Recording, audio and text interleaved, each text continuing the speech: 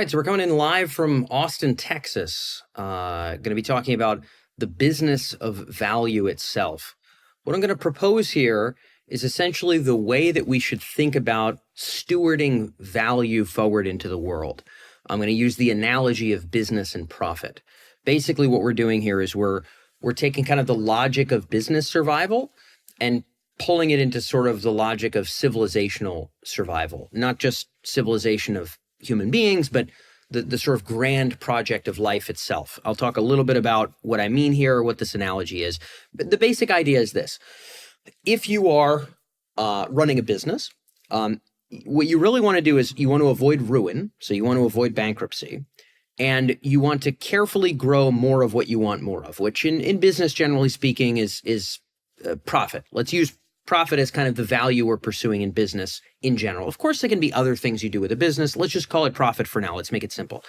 Similarly, we should be doing the same with value. Now, by value, moral value, I have a rather specific definition. In this case, value for me would be sort of the flame of life. We'll talk about that analogy a little bit later, but the flame of life would essentially be consciousness, or the presence of rich qualia and sentience, and sort of the expansion of potentia, what could be called autopoiesis, sort of self-creation, the ability for powers to unravel among powers to unravel among powers to unravel, a potentia being the total set of powers that permit a thing to not die. So powers that serve the end of the flame staying lit. The flame is not any one torch. It's not rodents or fish with legs or human beings. The flame being sort of the total expanse of potentia itself, which could be consciousness or things beyond consciousness. But we could replace my definition of value with yours. So if you have some pet permutation of what you consider value to be, we can replace yours into the same algorithm. And I would argue that for the most part, it would hold for this analogy. So hang with me, see if it does. We'll get a little bit into this sort of graphic. You can kind of drink this in with your eyeballs. This is kind of the visual analogy here. We're essentially aiming to sort of optimize moral value as we steward the flame of life forward, as we steward our civilization forward, in the same way that we would want to steward a business forward in terms of maximizing profit and not having a bankruptcy. So this is the basic gist. You can pause, take a look at this graphic in a deeper level if you'd like, but that's basically the analogy. We don't have to go too much farther there. The basic idea is as follows. Depending on your idea of value, we're going to get into three examples that exemplify this. So we're going to walk through three actual kind of like, make-believe business examples. One of them actually is a real business example with a company. But we're going to look through three examples and sort of see, how does this analogy hold? How would we treat a business under a certain circumstance? And how would that mean we should treat sort of the grand flame of life, the pursuit of value itself in the abstract? I would say the kind of value that this doesn't work so well for would be value that defines that is defined in a circular way as whatever is explicitly hominids as they are. So if you say, imagine you're trying to sell a business, okay, and someone says, well, how are you going to make this thing as valuable as possible for an acquirer? And you say, well, the most valuable business in the world is one that has exactly my number of employees, is exactly in my industry, sells exactly my product, is run by exactly my leadership team. This is by definition the most valuable business that could ever be acquired. Of course, you would be laughed out of the room because, of course, that's not the case. If you are honest with yourself in business, there are factors. Now, you could debate them, okay? You could debate network effects. You could debate current profit versus future profit. You could debate sort of the concentration of revenue from individual customers or individual geographies. We could talk about a million things that would add up to the value of a business. But if you're honest, there are a set of those factors that add up to the value of your business, if you are honest. And if you are honest, even if you really like humans, which I do too, I think they're wonderful, I think they're splendid. I'm very glad I was not born, a rodent or, a sea snail, okay?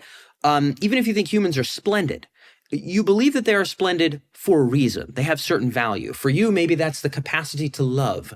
Maybe that's, sentient experience and consciousness. Maybe that's an ability to build, tools and technology, whatever it is. Define what is valuable about a human. And then if you're honest about that, What we're going to talk about here would be how you would steward that forward beyond just the form of hominids, right? Opposable thumbs, fingernails, armpit hair, etc. Whatever else is sort of like the shape of a hominid.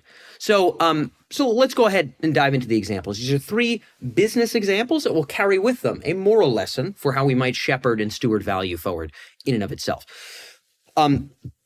Let's imagine a food truck in this case.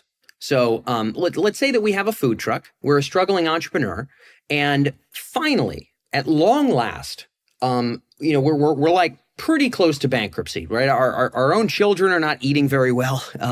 We're in a very dark place in terms of our ability to sustain ourselves.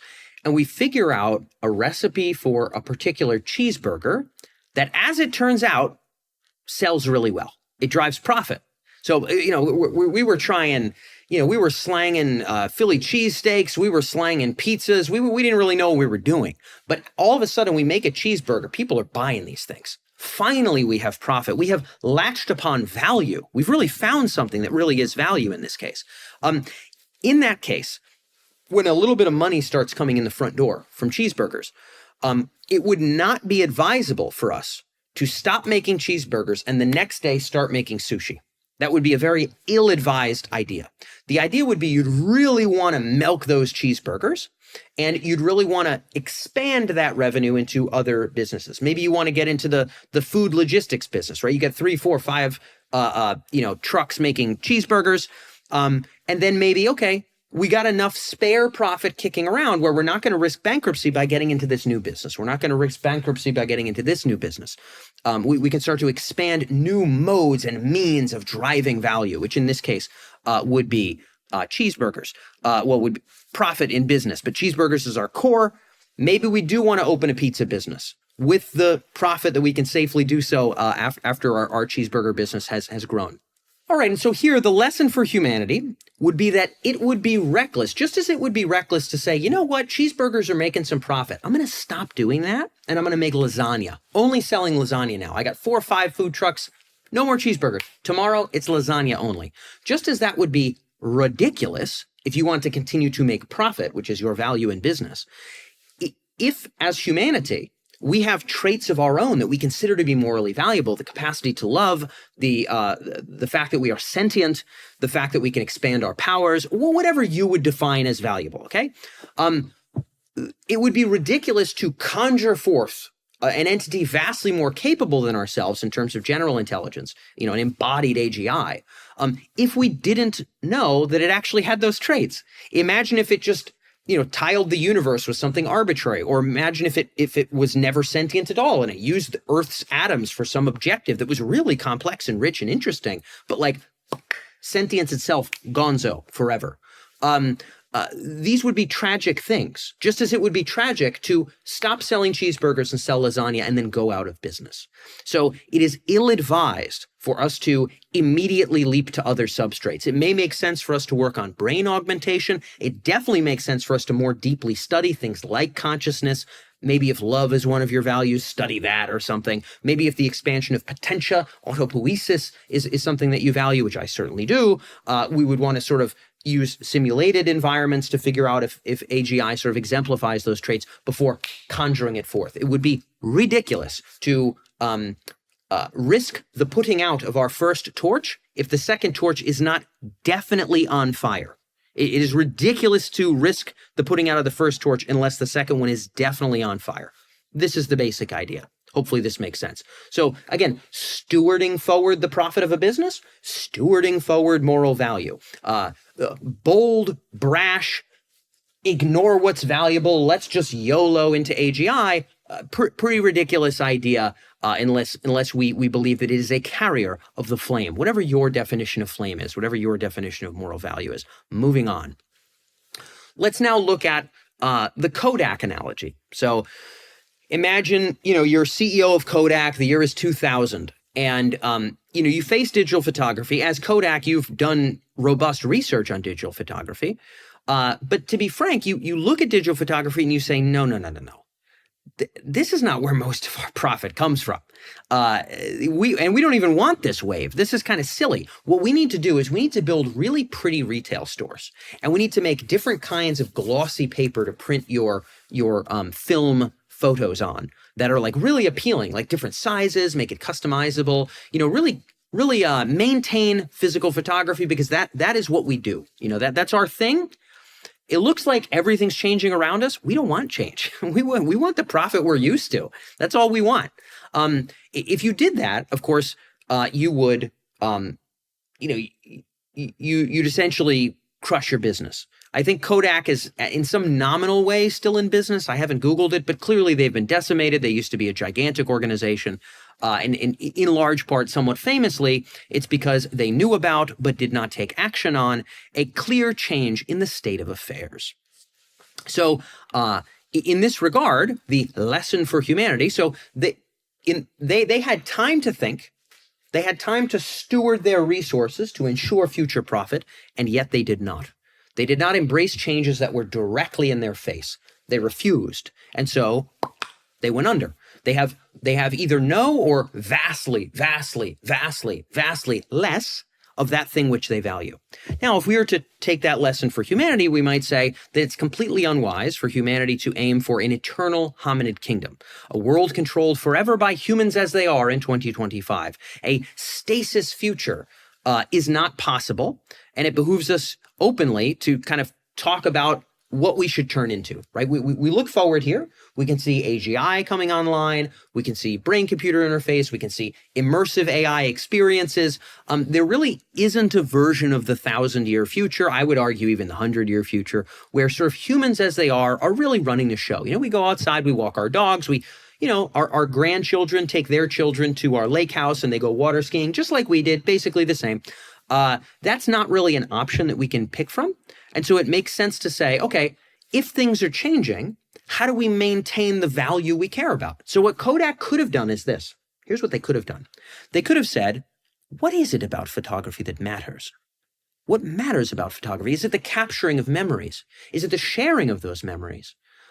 Is it the artistic expression of not just representing the truth or the image in so much as the lens can capture it, but sort of the emotional tenor of that image? Like, what is it about photography that's valuable in the world and to our customers, the people that give us our profit, our value?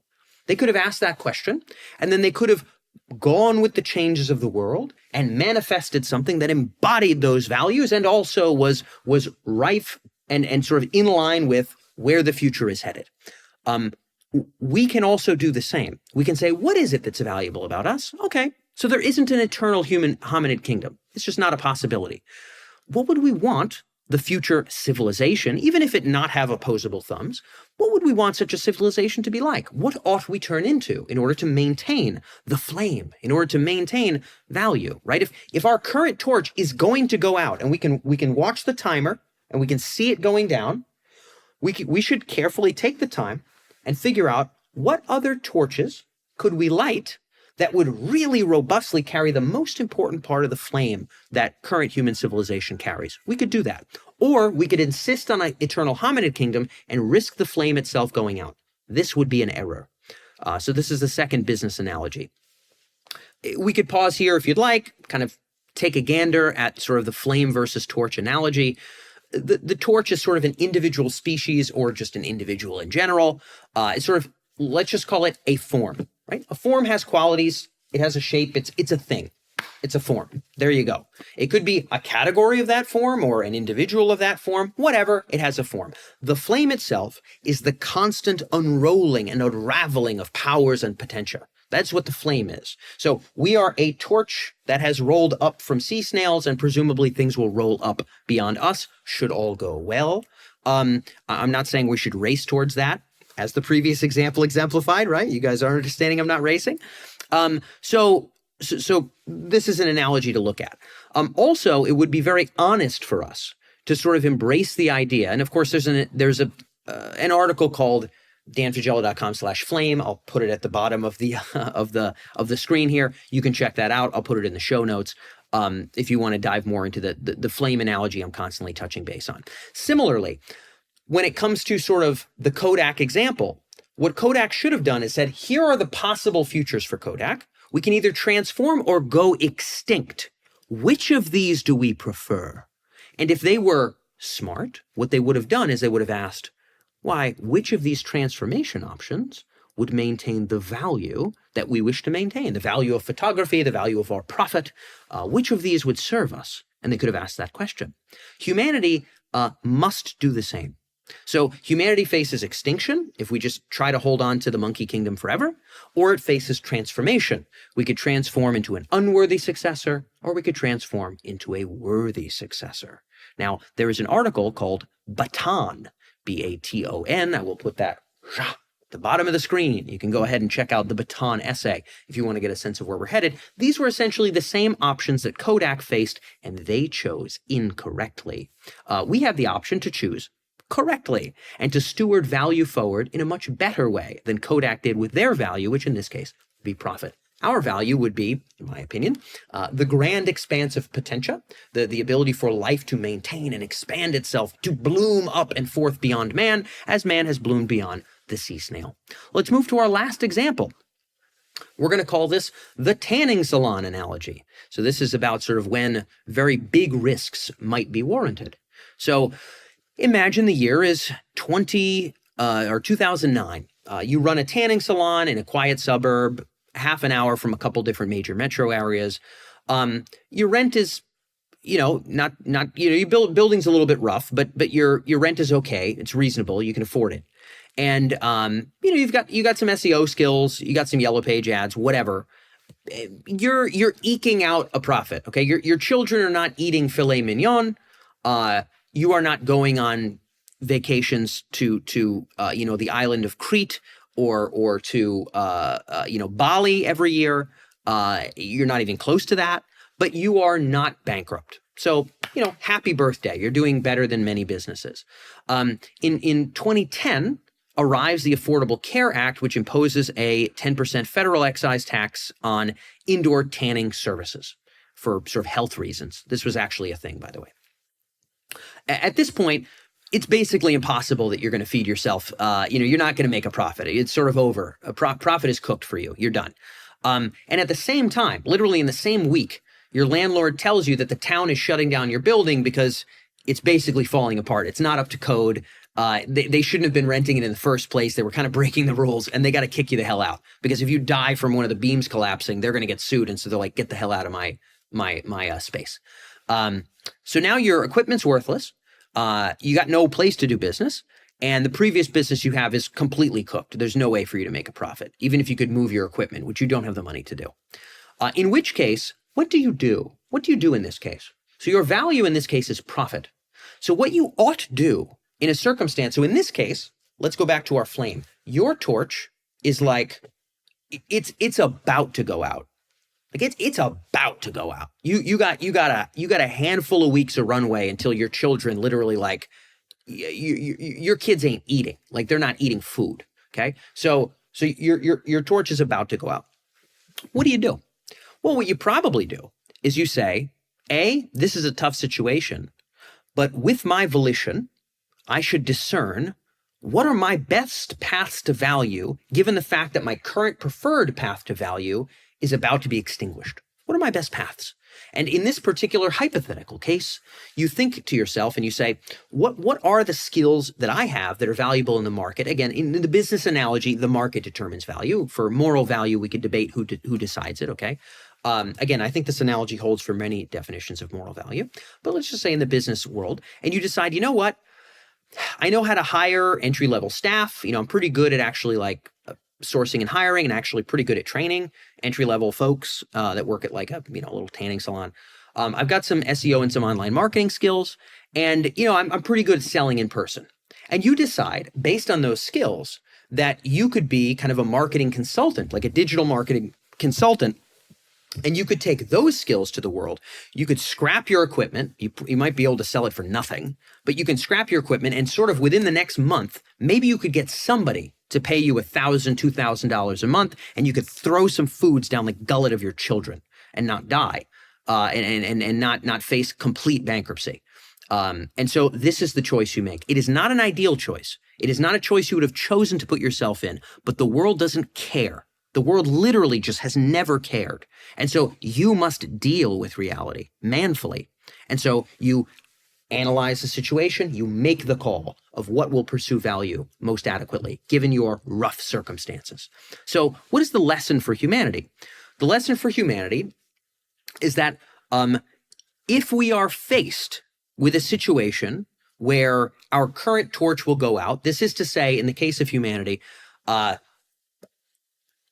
true blue ruin of sort of humanness as it stands is like hyper imminent, okay? Maybe it's an asteroid strike. That's a goofball example, okay? Maybe it's some impending nuclear war. Maybe it's global warming. I don't know what it is, okay? Maybe idiocracy starts kicking in after a certain amount of time. Like, it's pretty clear civilization is crumbling. Whatever it is, all right?